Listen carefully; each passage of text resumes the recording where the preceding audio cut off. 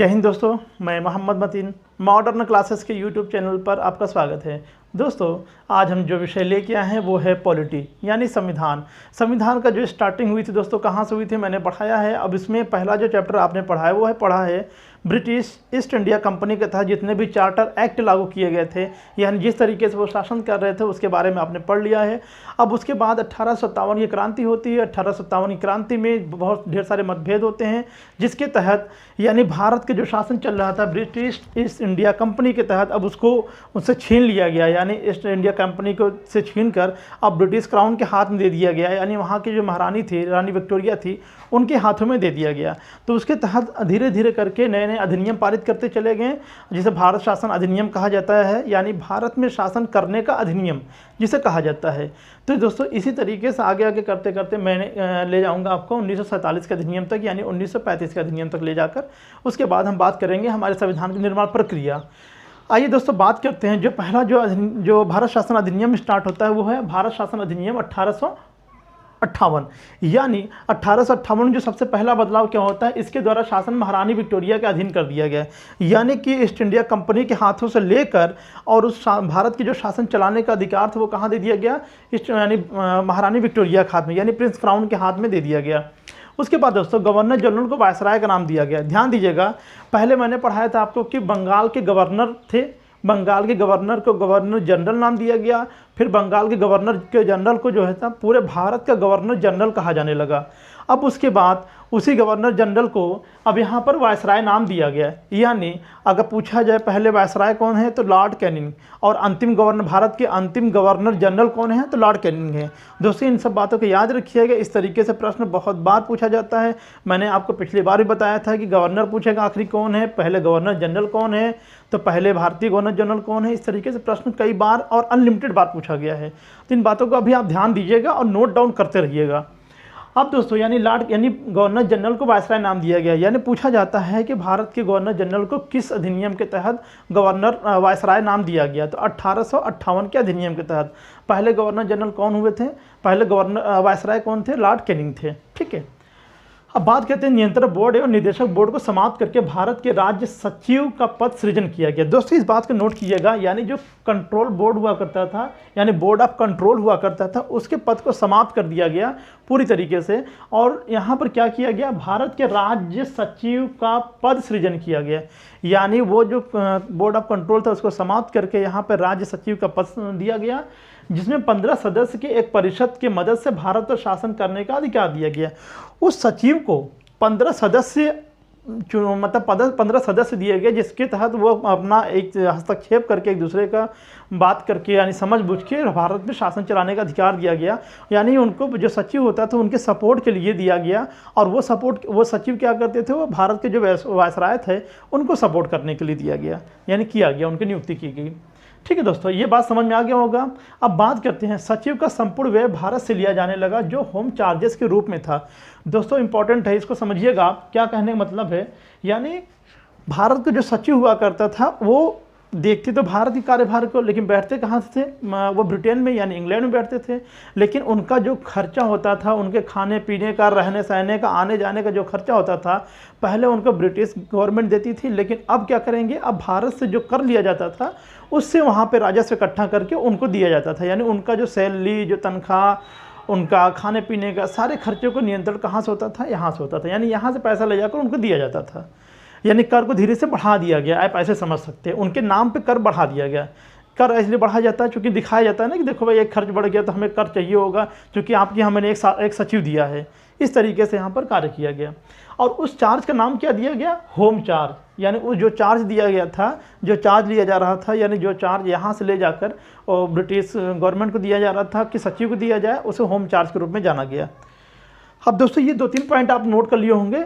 और आप बात करते हैं, इसमें जो सबसे इंपॉर्टेंट वो देखिए लॉर्ड कैनिंग है। यानी कि पूछा जाता है किस अधिनियम के तहत बंगाल के भारत के गवर्नर जनरल को वायसराय नाम दिया गया, तो लॉर्ड कैनिंग यानी वायसराय नाम दिया गया था। अब बात करते हैं भारतीय परिषद अधिनियम, यानी इसी के 3 साल बाद एक परिषद अधिनियम पारित किया गया, यानी भारत अधिनियम पारित किया गया। इसे भारत अधिनियम भी कहा जा सकता है, भारतीय परिषद अधिनियम भी कहा जाता है, या भारत शासन अधिनियम भी कहा जाता है। तो बात वही एक ही होगी दोस्तों। कभी ऐसे प्रश्न देखिए भारत अधिनियम कहा जाए तो आप कन्फ्यूज मत होइएगा, भारतीय शासन अधिनियम या भारतीय परिषद अधिनियम एक है। इस अधिनियम के द्वारा कानून बनाने की प्रक्रिया में भारतीय प्रतिनिधियों को शामिल करने की शुरुआत हुई। दोस्तों याद रखिएगा 1861 के अधिनियम में ही, इसी अधिनियम में पहले कानून बनाने के लिए किसी भारतीय को शामिल नहीं किया जा रहा था।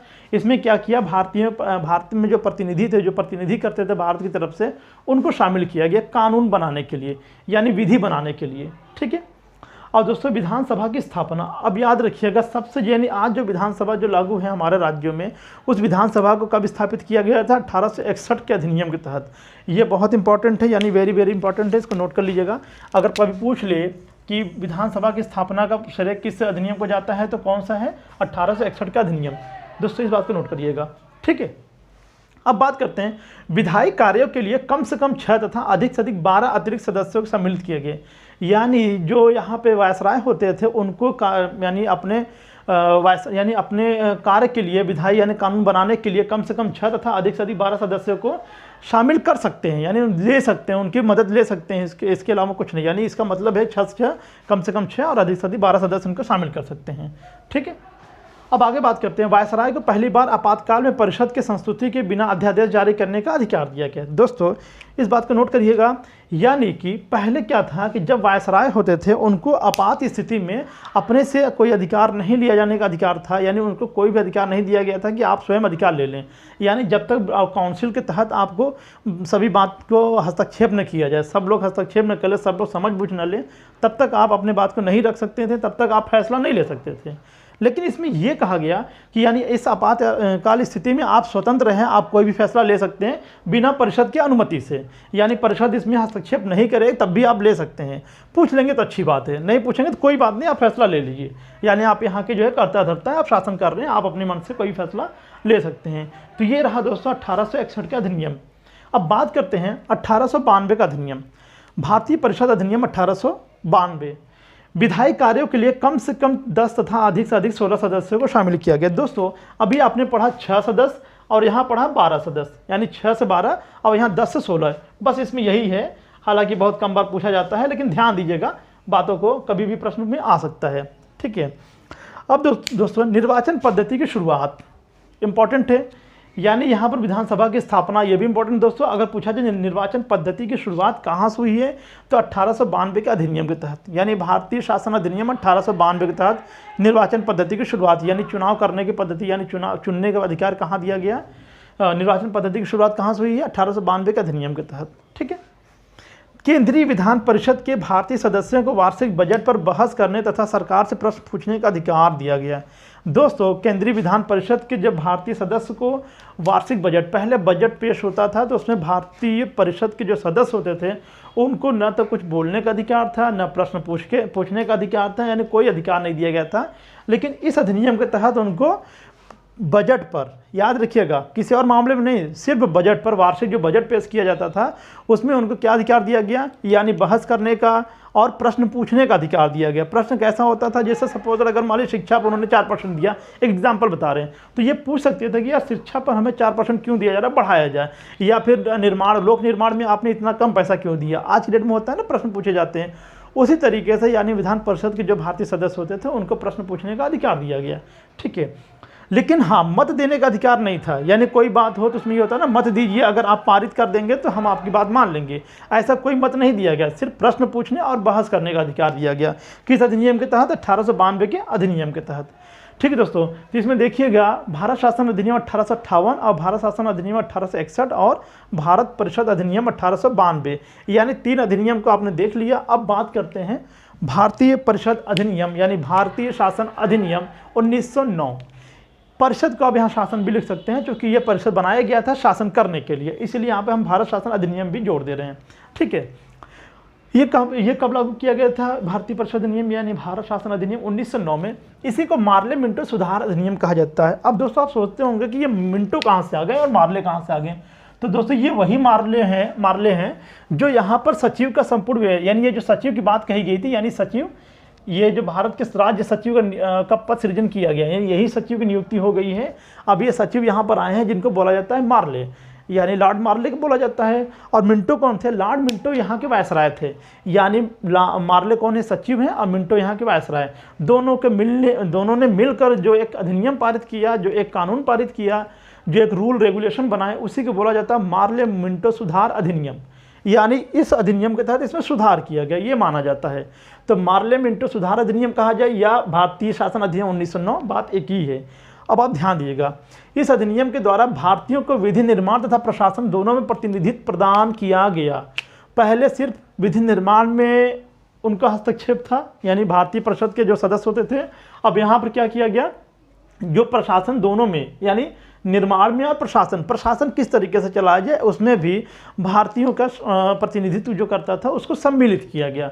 ठीक है दोस्तों, अब बात करते हैं आगे, सार्वजनिक विषयों पर प्रश्न पूछने का अधिकार। दोस्तों जो वार्षिक बजट होता था उसमें तो यहाँ पे आपने पढ़ा था कि वार्षिक बजट पर प्रश्न पूछने का अधिकार और वहाँ पे बहस करने का अधिकार था, लेकिन अब विधान परिषद यानी विधानमंडल के सदस्यों जब बैठक होती थी तो उसमें सार्वजनिक क्षेत्रों पर भी बहस करने का अधिकार होता था और प्रश्न पूछने का अधिकार होता था। यानी बजट और सार्वजनिक क्षेत्रों पर भी, किसी क्षेत्र पर भी आप बात कर सकते हैं, बहस कर सकते हैं और प्रश्नों को पूछ सकते हैं। दोस्तों ये रही बात हमारे 1919 अधिनियम के तहत।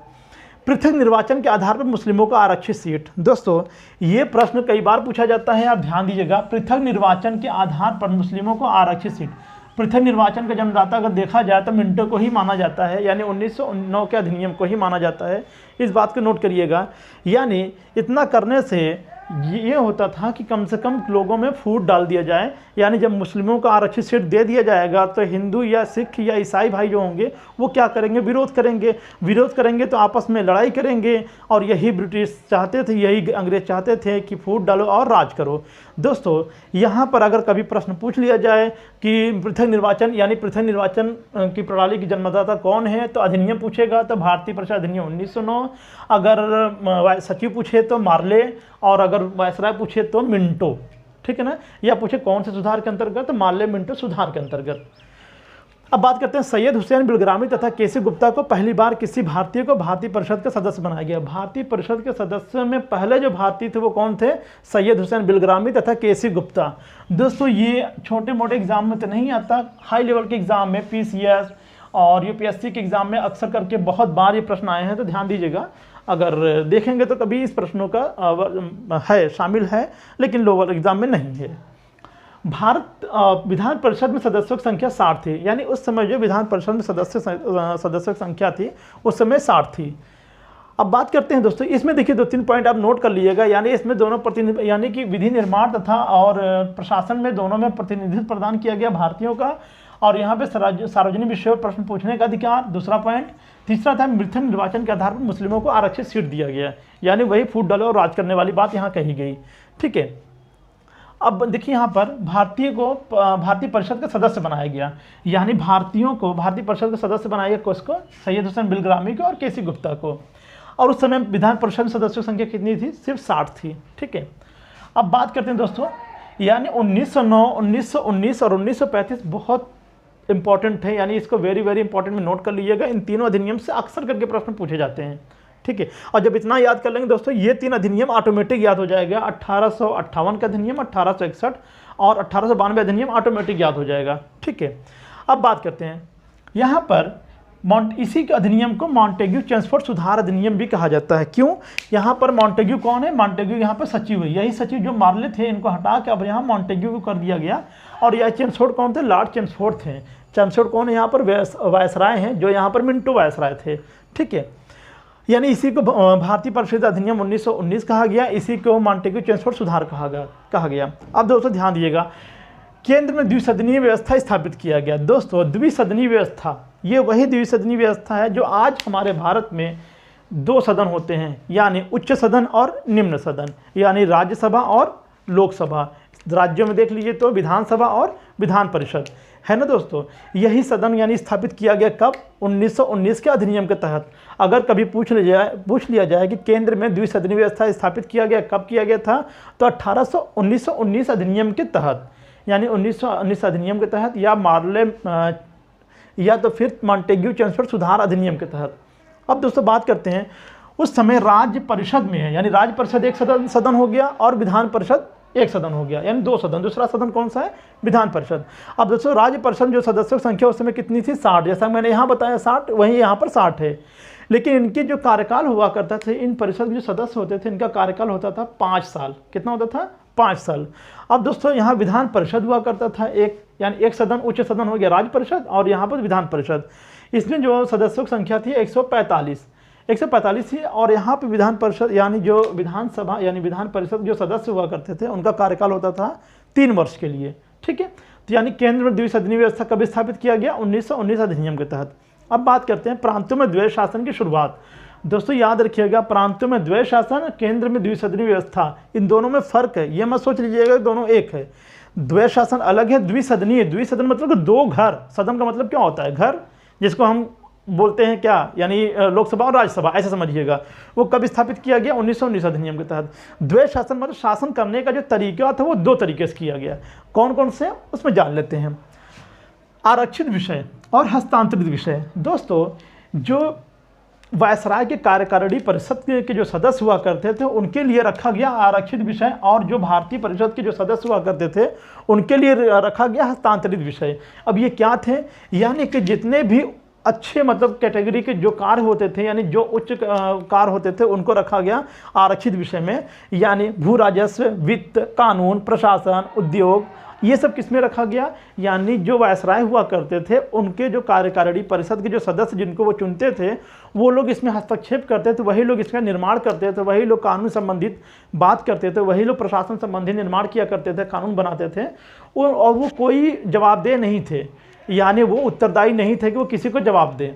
ठीक है, अब यहाँ बात करते हैं हस्तांतरित विषय। हस्तांतरित विषय में रखा गया शिक्षा को, स्वास्थ्य को, कृषि को, मापतौल को, निर्वाचित सदस्य। ये कौन निर्वाचित सदस्य हैं? यानी जो विधानसभा या विधानमंडल से जो सदस्य निर्वाचित होते थे उनके अंतर्गत ये सब शामिल कर दिया गया कि आप लोग इसको देखा करिए, हम लोग इसको देखेंगे। ठीक है, तो यानी ये द्विसदनी यानी द्वैध शासन के तरीके बताए गए, यानी द्वैध शासन यानी 2 तरीके के शासन चलाने का अधिकार दिया गया यहाँ पर। ठीक है, अब बात करते हैं प्रत्यक्ष चुनाव प्रणाली। यानी इसके पहले प्रत्यक्ष चुनाव प्रणाली की शुरुआत नहीं हुई थी, यानी अब प्रत्यक्ष रूप से चुनाव किया जाता था, लेकिन अब प्रत्यक्ष रूप से चुनाव कब किया गया? 1919 अधिनियम के तहत, यानी मॉन्टेग्यू चेम्सफोर्ड सुधार अधिनियम के तहत प्रत्यक्ष चुनाव प्रणाली की शुरुआत हुई। तो ये भी वेरी वेरी इंपॉर्टेंट में नोट कर लीजिएगा, वेरी वेरी इंपॉर्टेंट में। ठीक है दोस्तों, ये वेरी वेरी इंपॉर्टेंट में प्रत्यक्ष चुनाव प्रणाली। अगर आप पेपर उठा के देखेंगे तो कई बार ये प्रश्न मिलेंगे आपको। अब बात करते हैं सांप्रदायिक आधार पर निर्वाचन में सिखों, ईसाइयों तथा आंग्ल भारतीयों को शामिल किया गया। दोस्तों अभी आपने यहाँ पढ़ा था ना कि पृथक निर्वाचन के आधार पर मुस्लिमों को आरक्षित सीट दिए गए, या निर्वाचन में इसको शामिल किया गया। अब यहाँ पर क्या है कि यहाँ पर सांप्रदायिक आधार पर निर्वाचन में सिखों, ईसाई तथा आंग्ल भारतीयों को भी शामिल कर लिया गया। ठीक है, यानी और भी ज़्यादा तरीके से यहाँ पर फूट डालने की बात कही गई। ठीक है, अब बात करते हैं भारत शासन अधिनियम 1935। दोस्तों यह शासन अधिनियम यानी भारत शासन अधिनियम 1935 एक ऐसा अधिनियम था जिसका भारतीय संविधान बनने या भारत के संविधान को बनाने में गहरा प्रभाव पड़ा है। किस तरीके से पड़ा है वो आगे हम चर्चा करते हैं। आइए पहले 2-3 पॉइंट आप देख लिया जाता है।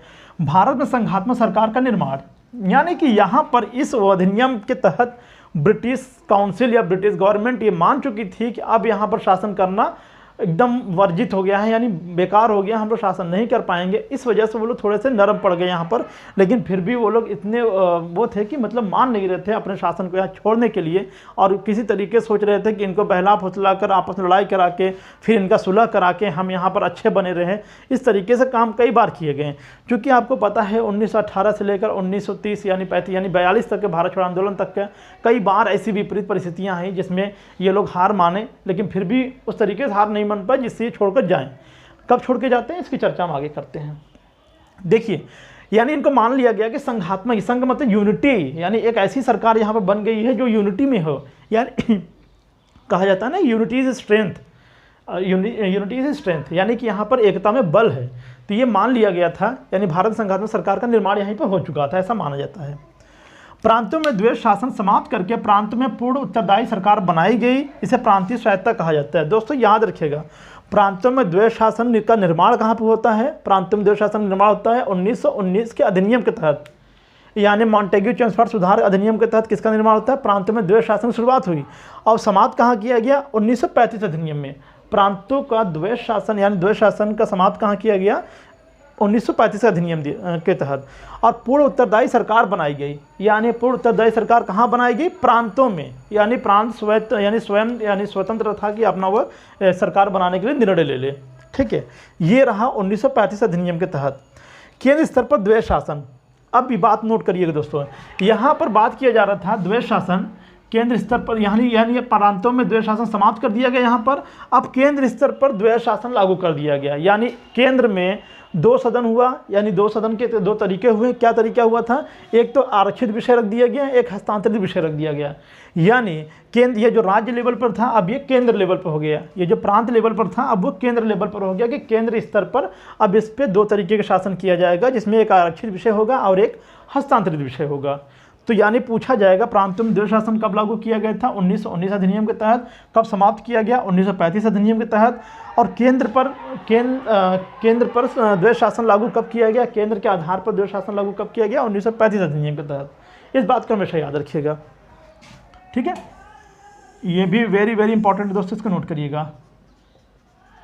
अब बात करते हैं दोस्तों भारत में मुद्रा एवं साख नियंत्रण के लिए आरबीआई की स्थापना। बहुत इंपॉर्टेंट है, कभी कभी पूछ लिया जाता है किस भारत शासन के किस अधिनियम के तहत आरबीआई का गठन किया गया? तो 1935 अधिनियम के तहत किया गया था, 1935 में, 1 अप्रैल 1935 को। लेकिन जब पूछा जाता है कि आरबीआई के किस अधिनियम के तहत इसका गठन किया गया था आरबीआई का, तो आरबीआई अधिनियम यानी भारतीय रिजर्व बैंक अधिनियम 1934 के तहत 1935 में इसकी स्थापना की गई थी। 1935 में इसकी स्थापना की गई थी। और जब इसका निर्माण हुआ था आरबीआई का, तो इसका मुख्यालय था कलकत्ता में इसका मुख्यालय था। लेकिन वर्ष 1937 में इसे हटाकर कहाँ कर दिया गया? मुंबई में। तो ये ऐसे प्रश्न कई बार पूछते हैं दोस्तों, इस बात को नोट किया करिए। तो ये हो गया भारत में साख नियंत्रण या मुद्रा का नियंत्रण के लिए आरबीआई की गठन किया गया 1935 भारत शासन अधिनियम के तहत। अब सांप्रदायिक निर्वाचन प्रणाली के विस्तार करते हुए दलित जातियों, महिलाओं को, मजदूरों को शामिल किया गया। दोस्तों इंपॉर्टेंट है, नोट करिएगा। सांप्रदायिक निर्वाचन प्रणाली के विस्तार करते हुए दलित को पहले शामिल नहीं किया गया था, यानी दलित जातियों को नहीं शामिल किया गया था, महिलाओं को नहीं शामिल किया गया था, जो मजदूर तबका होता था, जो मजदूरी किया करते थे, उनको भी शामिल नहीं किया जा रहा था। लेकिन 1935 अधिनियम के तहत इसे शामिल किया गया इन लोगों को। यानी अब देखा जाए धीरे धीरे सभी लोग शामिल हो चुके थे, ठीक है। अब बर्मा को ब्रिटिश भारत से अलग कर दिया गया। कब किया गया था? 1935 में। दोस्तों इसी अधिनियम के तहत बर्मा को ब्रिटिश भारत से अलग कर दिया गया। यानी बर्मा कौन? यानी म्यांमार। देखा जाए तो म्यांमार भी हमारा ही था पहले, बांग्लादेश भी हमारे अधीन में था, यानी हमारे भारत में था, पाकिस्तान हमारे भारत में था। धीरे धीरे वो क्या हो गए? सब अलग हो गए। वरना आज अगर बात किया जाता है तो जनसंख्या के मामले में तो हम नंबर 1 होते, और क्षेत्रफल के आधार पर देखा जाए तो हम 6वें या तो फिर 5वें नंबर पर होते हैं दोस्तों, ठीक है। अब दोस्तों ध्यान दीजिएगा, इस अधिनियम के प्रलेख में, यानी इस अधिनियम का जो लेख लिखा गया था, जो इसमें एक बुक बनी, जो एक किताब बनी थी, उसमें 14 भाग थे। यानी कितने भाग थे? 14 भाग थे, 10 परिशिष्ट थे और 321 धाराएं थी, 21 धाराएं थी और 10 अनुसूचियां थी। जैसे आज के संविधान में हम कहते हैं ना कि 22 भाग थे, 395 अनुच्छेद हैं, उसके बाद 12 अनुसूचियां हैं। यानी कि यहीं से निर्माण हो जाता है भारत शासन, यानी भारत में संविधान निर्माण की प्रक्रिया का। यानी संविधान निर्माण की प्रक्रिया में सबसे अधिक प्रभाव जो पड़ता है तो भारत शासन अधिनियम 1935 का। इसलिए यह प्रश्न कई बार पूछा जाता है दोस्तों कि भारत के संविधान का निर्माण में सबसे अधिक प्रभाव किसका पड़ता है? तो किसका पड़ता है? भारत शासन अधिनियम 1935 या भारत परिषद अधिनियम 1935 का प्रभाव पड़ता है, ठीक है दोस्तों। भारतीय संविधान के निर्माण में इस अधिनियम में सबसे अधिक प्रभाव पड़ता है, लिख भी दिया है दोस्तों, इसको नोट कर लीजिएगा। यानी भारतीय संविधान के निर्माण में इस अधिनियम का सबसे अधिक प्रभाव पड़ता है। अब दोस्तों याद रखिएगा, इन तीनों में जो मैंने बताया आपको, भारत शासन अधिनियम यानी जो अधिनियम था, इसमें 3 इंपॉर्टेंट, बहुत इंपॉर्टेंट है। अगर इसको याद कर लेंगे तो ये ऑटोमेटिक याद हो जाएगा, लेकिन सीक्वेंस वाइज आपको याद करेंगे तो ये याद हो जाएगा। क्या है? भारत शासन अधिनियम 1919 यानी पार्लियामेंट्री सुधार अधिनियम, ये बहुत बार पूछता है। मॉन्टेग्यू चेम्सफोर्ड सुधार अधिनियम, ये भी कई बार पूछता है। और 1935 अधिनियम। दोस्तों ये रहा आज का हमारा लेक्चर, और जब अगला लेक्चर स्टार्ट करेंगे उसके पहले आप लोग ये स्क्रीनशॉट ले लीजिए दोस्तों, ठीक है। अब जब अगला चैप्टर स्टार्ट करेंगे तो इसके आगे हम चलेंगे, धीरे धीरे हम इसको पॉलिटी के भी चैप्टर को हम धीरे क्लोज करेंगे। लोग दोस्तों याद रखिएगा, तैयारी करने में कोई कमी मत छोड़िए। ऐसा नहीं कि एग्जाम आने के बाद फिर आप कहिए कि सर अब ये नोट्स प्रोवाइड करिए, वो नोट्स प्रोवाइड करिए। दोस्तों पीडीएफ के चक्कर में आप लोग कभी ना पढ़ा करिए प्लीज़। पीडीएफ आप ले लेंगे तो आप सोचेंगे, देखिए दोस्तों आपको क्या लगता है, ये सोचा करिए कि बिना मेहनत की जब कोई चीज़ मिलेगी ना तो आपकी अहमियत नहीं रह जाएगी। इसलिए दोस्तों मेहनत करके जब आप कोई चीज़ नोट डाउन करेंगे तो आप उसको पढ़ते भी रहते हैं, एक बार पढ़ेंगे, 2 बार पढ़ेंगे, 4 बार पढ़ेंगे तो कम से कम वो 75% आपको याद हो जाता है। 75% याद हो जाता है तो 15% जब उसका रिवीजन कर लेते हैं या 25% जो रह जाता है जब उसको रिवाइज करते हैं ऑटोमेटिक वो याद हो जाता है। इसलिए दोस्तों पीडीएफ चेक करना पड़िए, आप लोग इसको नोट किया करिए, पेन लेकर नोट किया करिए और कापी पेन उठाकर नोट किया करिए, जिससे आपको याद भी होता रहे। ठीक है दोस्तों, इसी तरीके से हमारे वीडियो को लाइक शेयर कमेंट करना न भूलिएगा। अगले वीडियो का इंतजार कीजिएगा। तब तक के लिए जय हिंद, जय भारत।